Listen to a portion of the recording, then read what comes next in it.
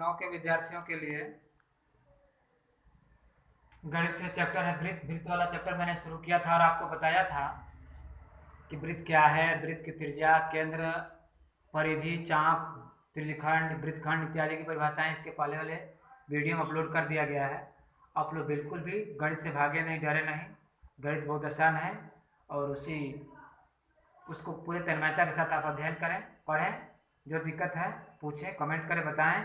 आप बार बार अभ्यास करने से किसी भी हम कठिनाई से पार पा सकते हैं। आपने पढ़ा भी है, करत करत अभ्यास थे जलमति हो सजा, पढ़ाया गया ना बरदराज वाली कहानी, पढ़े भी हो आप लोग। चलिए आप लोग एक परिमेय सिद्ध करेंगे आज वृत्त से संबंधित। प्रश्न आपका है, यदि वृत्त के चाप समान हो या सर्वांगसम हो, वृत्त के चाप समान या सर्वांगसम हो तो जीवाएं समान होती हैं। तो मैंने बताया था आपको कि वृत्त में जीवा कहाँ है, चाप कहाँ है। दे लेते, यहाँ पे देखिए एक चाप है ए बी और मान लेते हैं एक चाप है सी डी। ए बी और सी डी चाप की स्थिति क्या है, ए बी सी डी चाप आपस में बराबर है, मतलब कि ए से बी की दूरी और सी से डी की दूरी आपस में बराबर है। तो हमें सीधे यही करना है कि यहाँ पे जो जीवा है ए बी और यहाँ पे जो जीवा है सी डी, ये जीवाएं भी आपस में बराबर होंगी। क्वेश्चन क्या था, वृत्त के यदि किसी वृत्त के समान चाप, किसी वृत्त के दोनों चाप समान हो या सर्वांगसम हो तो उन चापों की संगत जीवाएं भी क्या होती हैं, समान होती हैं।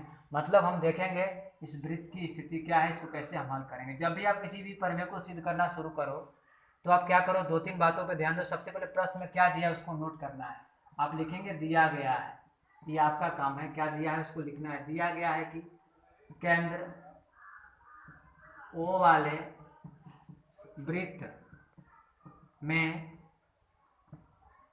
ए बी और सी डी समान चाप हैं, या समान लंबाई वाले चाप, समान चापों की लंबाई समान है, अर्थात ए बी चाप की लंबाई सी डी चाप के बराबर है। तो सिद्ध करें कि सी डी और ए डी आपस में क्या है, ए बी बराबर सी डी, यही जीवाएं हो गई। मैंने बताया था वृत्त की परिधि पर किन्हीं दो बिंदुओं को मिलाने वाला रेखाखंड क्या कहलाता है, जीवा कहलाता है, आपको याद भी होगा। अब इसके लिए दूसरा स्टेप क्या करना, मैंने पहले तो दिया गया है और दूसरा स्टेप में क्या करना है, सिद्ध करना है। हमें क्या चीज़ मालूम है और फिर क्या चीज़ खोज लेना है। उसके बाद तीसरा स्टेप होता है आपका रचना। अब इसमें आप कभी कभी रचना भी करनी पड़ती है। इसके लिए हम क्या करेंगे, केंद्र ओ से चारों शीर्षों को मिलाएंगे और आप देखोगे रचना में क्या लिखोगे, केंद्र ओ से ए बी सी और डी को मिलाया, ठीक ना। केंद्र ओ से ए बी सी और डी को मिलाया। अब मिला दोगे तो आपको क्या दिखाई पड़ेगा, आप मिला दो, यहाँ पे स्पष्ट रूप से आपको कुछ दिखाई दे रहा है, कोई आकृति दिख रही है आपको। दो त्रिभुज इसमें दिखाई पड़ रहे होंगे। एक त्रिभुज का नाम हो गया ए ओ बी और दूसरा त्रिभुज हो गया आपका सी ओ डी। तो हमें प्रमाण में चलना है, साक्ष्य लाना है भाई। तो इसके लिए हमें दो त्रिभुजों का अध्ययन करना है। ये दो त्रिभुज हो गए, देखेंगे त्रिभुज ए ओ बी और त्रिभुज सी ओ डी में। अब प्रश्न बनता है क्यों ए O B C O D, क्योंकि ए ओ बी की भुजा है ए बी और सी ओ डी की भुजा है सी डी। तो हमें सी डी और ए बी से ही तो मतलब है, इसलिए हम इन्हीं दोनों त्रिभुजों का अध्ययन करेंगे। इन्हीं दोनों त्रिभुजों से प्रमाण को देखेंगे, साक्ष्य प्राप्त करेंगे। अब इसके लिए आप देखो क्या है, हमें सिद्ध क्या करना है कि सी डी और ए बी आपस में बराबर है। तो हमने पढ़ा है त्रिभुज को सर्वांगसम कैसे करना है, तो उसके लिए नियम भी आपको बताए गए। 8वां क्लास से आप पढ़ते आ रहे हो तो कई नियम बताए गए हैं, side side side, angle side angle, side angle side, angle angle side, R H S, ये सारे नियम हम पढ़े हैं। फिर इसका अध्ययन भी हम लोग करेंगे। अब यहाँ पे इन त्रिभुजों में कौन सा नियम लागू हो सकता है, क्या ऐसे ऐसे हो सकता है, जब तीनों भुजाएं बराबर होती तो हमारा तो फिर ए बी सी डी के बराबर हो जाता। हमें करना क्या था, यहाँ पे कितनी भुजाएं बराबर दिख रही हैं, दो भुजाएं बराबर। आप कहो कैसे दो भुजाएं बराबर दिख रही हैं, तो यहाँ केंद्र से परिधि, या केंद्र ओ हो गया और परिधि भी ए हो गया। प्रदीप एक बिंदु स्थित ए है, फिर प्रदीप एक बिंदु बी है, प्रदीप एक बिंदु डी है, प्रदीप एक बिंदु सी है। प्रदीप पे कितने बिंदु आपको दिखाई पड़ रहे हैं? प्रदीप पे 4 बिंदु दिखाई पड़ रहे हैं। मैंने आपको क्या बताया था कि त्रिज्या क्या है? किसी वृत्त के परिधि पर स्थित बिंदु है जो किससे, जिसकी दूरी कहाँ से मापी गई है? केंद्र से मापी गई। केंद्र से परिधि तक की दूरी क्या कहलाती है? त्रिज्या। तो त्रिज्याएं किसी वृत्त की क्या होती है? आप किसी भी वृत्त की कितना हो त्रिज्या खींचो, वे त्रिज्याएं आपस में बराबर होंगी ना। सारी त्रिज्याएं आपस में बराबर होती है। क्यों? इसकी चर्चा मैंने इसके पहले वाले वीडियो में कर दिया है। तो यहाँ पे हमको एक्सपर्ट दिखाई पड़ रहा है, ओ बी एओ भुजा एक है और एक भुजा हो गई ओ डी। एओ बराबर ओ डी या एओ बराबर ओसी भी आप लिख सकते हो। एओ बराबर ओसी, बीओ बीओ बराबर ओ डी, दो भुजाएं बराबर हो गई। हमने 6.1 पर में पढ़ाया भी गया था आपको बहुत पहले कि जो दो रेखाएं एक दूसरे को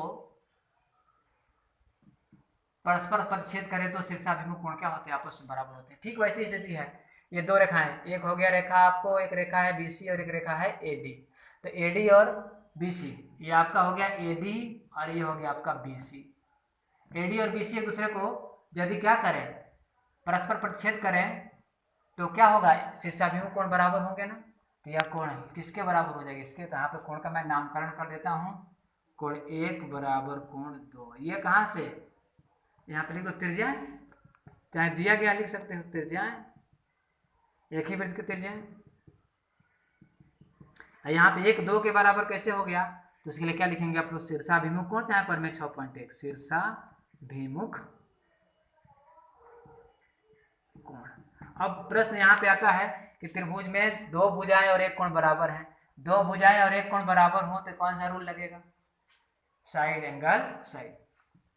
इसलिए त्रिभुज ए ओ बी सर्वांगसम त्रिभुज C O D side angle side सर्वांग समता नियम से, जब त्रिभुज सर्वांगसम हो तो संगत भुजाएं बराबर होती हैं। तो इस संगत भुजा में कौन भुजा है? ए बी किसके बराबर हो जाएगा? सी डी के बराबर हो जाएगा। तो ए बी बराबर C D, C P C T से। यही हमें प्रमाणित करना था कि चाप अगर सर्वांगसम हो तो जीवाएं क्या होती हैं? बराबर होती हैं। निश्चित ही आपको ये वीडियो समझ में आ जाएगा, क्वेश्चन समझ में आ जाएगा। वीडियो को बार बार देखिए, 1 2 बार देखिए, जहाँ दिक्कत हो रोक करके उसको फिर दोबारा देखिएगा, आपको सारी कठिनाइयाँ दूर हो जाएगी। मैंने हर बिंदु को इसमें डील करने का प्रयास किया ताकि आपको कोई कठिनाई ना हो।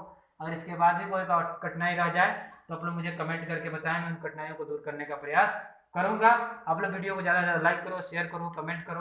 धन्यवाद।